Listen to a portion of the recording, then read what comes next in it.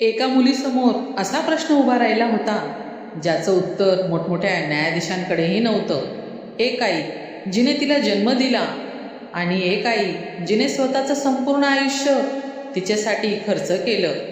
गौरी कोणाचा हात पकडणार, जन्मदाती आईचा की संगोपन करणाऱ्या आईचा? आणि जेव्हा विजयने गौरीला हा निर्णय घ्यायला सांगितला, तेव्हा गौरीने असं काही केलं की सुजाता, मीरा आणि विजय तिघांच्याही आयुष्याचा मार्ग कायमचा बदलून गेला. एका आईने मुलीच्या आनंदासाठी स्वतःचं सुख कुर्बान केलं, पण तिच्या त्या त्यागाची किंमत इतकी भयंकर असेल याची कल्पना कोणालाच नव्हती. आजचा हा भाग ऐकताना कदाचित तुमच्याही डोळ्यात पाणी येईल. चला तर मग कथेला सुरुवात करूया. दोन आई, एक मुलगी आणि एका स्त्रीचा अंतिम त्याग. संपूर्ण गाव न्यायालयासमोर उभं होतं. गुन्हेगारांना शिक्षा झाली होती, सत्य जिंकलं होतं. पण गौरीच्या मनात मात्र एक वेगळंच युद्ध सुरू होतं. एका बाजूला सुजाता, जिने तिला जन्म दिला होता, आणि दुसऱ्या बाजूला मीरा, जिने तिला चालायला शिकवलं. रात्री गौरीला ताप आला तेव्हा तिने रात्र जागून काढली, तिला आईचं प्रेम दिलं. त्या रात्री गौरी शांतपणे झोपली होती, पण सुजाता आणि मीरा दोघीही जाग्या होत्या. दोघींच्या डोळ्यात भीती होती. एकीला मुलगी पुन्हा हरवण्याची भीती, तर दुसरीला मुलीच्या प्रेमातून वंचित होण्याची. दुसऱ्या दिवशी विजयने सर्वांना हॉलमध्ये बोलवलं. तो म्हणाला, आज निर्णय आपण नाही घेणार, निर्णय गौरी घेईल. घरात शांतता पसरली. गौरी समोर बसली होती, तिचे हात थरथरत होते. विजयने विचारलं, बाळा, तुला कोणासोबत राहायचं आहे? हा प्रश्न ऐकताच गौरीच्या डोळ्यात पाणी आलं.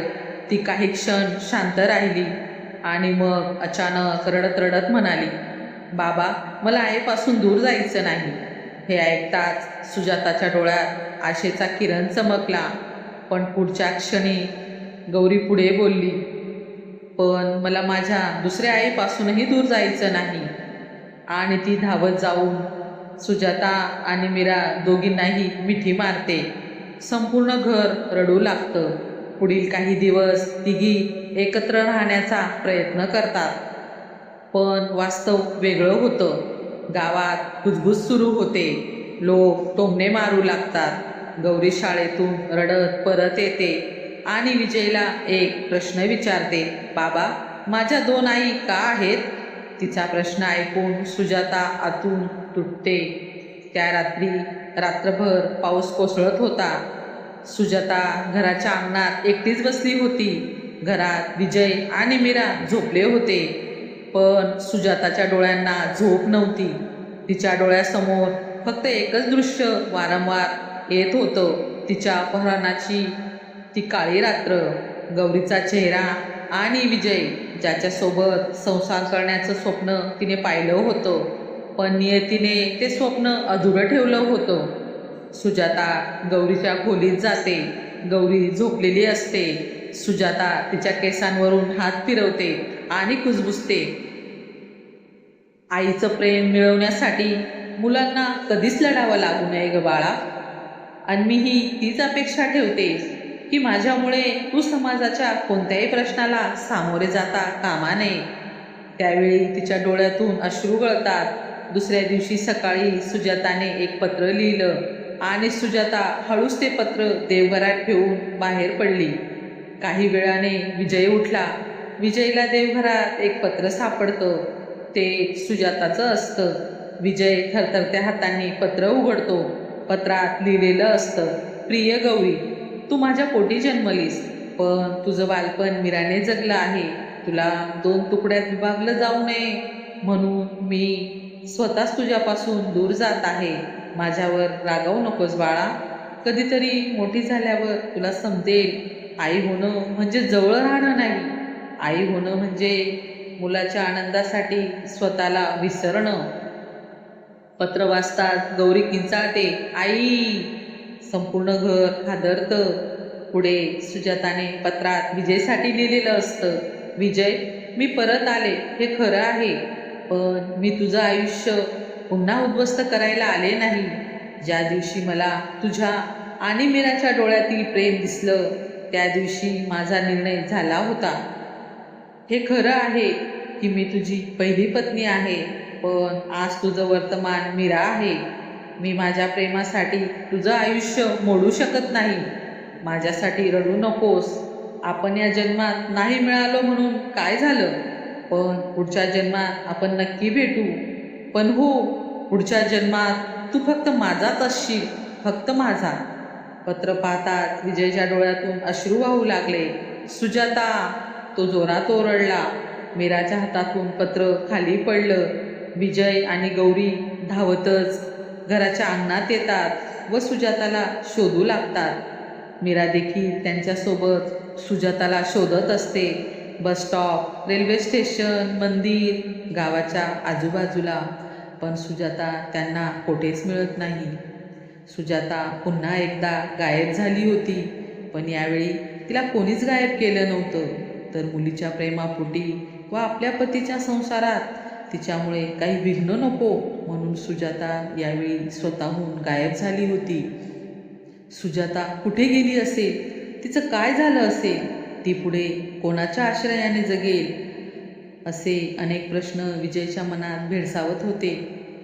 गौरी पुन्हा एकदा तिच्या जन्मदात्या आईच्या प्रेमापासून वंचित झाली होती. ती सुजाताच्या आठवणीत रात्रंदिवस रडू लागली. स्वतःला तिने एका खोलीत बंद करून घेतलं होतं. घरात विचित्र शांतता पसरली होती. मनापासून कोणीही एकमेकांशी बोलत नव्हतं, हसत नव्हतं, बागडत नव्हतं. एकीकडे घरातील हे वातावरण पाहून मीरा खूप खचली होती. घरात जे काही घडलं आहे ते तिच्यामुळेच घडलं आहे असं ती मनातल्या मनात म्हणत होती. मीराच्या मनात अपराधीपणाची भावना उफाळत होती. या सर्वांना ती स्वतःला जबाबदार मानून स्वतःला दोष देत होती. दुसरीकडे सुजाता तिच्या कुटुंबापासून दूर एका वृद्धाश्रमात जाते आणि तिथे आपल्या नवीन आयुष्याला सुरुवात करते. आपल्यावर जीवापाड प्रेम करणाऱ्या पतीपासून व तिचा पोटचा गोळा, काळजाचा तुकडा गौरीपासून लांब राहून जीवन जगणं सुजातासाठी सोपं नव्हतं. पण त्याच कुटुंबाच्या भल्यासाठी सुजाताने एवढं मोठं पाऊल उचललं होतं. तिने तिच्या कुटुंबासाठी स्वतःच्या मनाला मारून जो त्याग केला होता त्याला शब्दात मांडणं अवघड आहे. ते फक्त एक आईच समजू शकते. आता वृद्धाश्रमात सुजाता काम करू लागली. ती दिवसभर वृद्धांची सेवा करायची, त्यांना जेवण भरवायची, औषधं द्यायची आणि एकटी बसून रडायची देखील. तिने स्वतःच्या आयुष्याचं दुःख बाजूला ठेवलं होतं आणि इतरांच्या चेहऱ्यावर हसू आणण्याचा मार्ग निवडला होता. वृद्धाश्रमातील सर्व वृद्ध सुजाताला मुलगी म्हणून हाक मारू लागले. तिचं स्वतःचं कुटुंब नव्हतं, पण शेकडो आईवडील तिला मिळाले होते. एक दिवस एका वृद्ध आजीने मृत्यूपूर्वी सुजाताचा हात धरला आणि म्हणाली, बाळा, तू स्वतःचं सुख गमावलं, पण शेकडो लोकांना जगण्याचं कारण दिलंस. हे ऐकताच सुजाताच्या डोळ्यातून अश्रू वाहू लागले. तिने आकाशाकडे पाहिलं आणि हसली, कारण पहिल्यांदाच तिला तिचं आयुष्य व्यर्थ गेलं नाही असं वाटत होतं. कधी कधी प्रेम मिळण्यात महानता नसते, तर दुसऱ्यांच्या आनंदासाठी स्वतःचं सुख त्यागण्यात असते. आणि म्हणूनच सुजाता विजयची पत्नी म्हणून नाही, गौरीची आई म्हणूनही नाही, तर एक महान स्त्री म्हणून अमर झाली होती. पाहता पाहता 5 वर्षाचा काळ लोटला गेला होता. एक दिवस अचानक वृद्धाश्रमाच्या दारात एक गाडी येऊन थांबली. सुजाता बाहेर आली आणि समोरचं दृश्य पाहून थबकली. समोर गौरी, विजय आणि मीरा होते. गौरी धावत येते व सुजाताला मिठी मारते.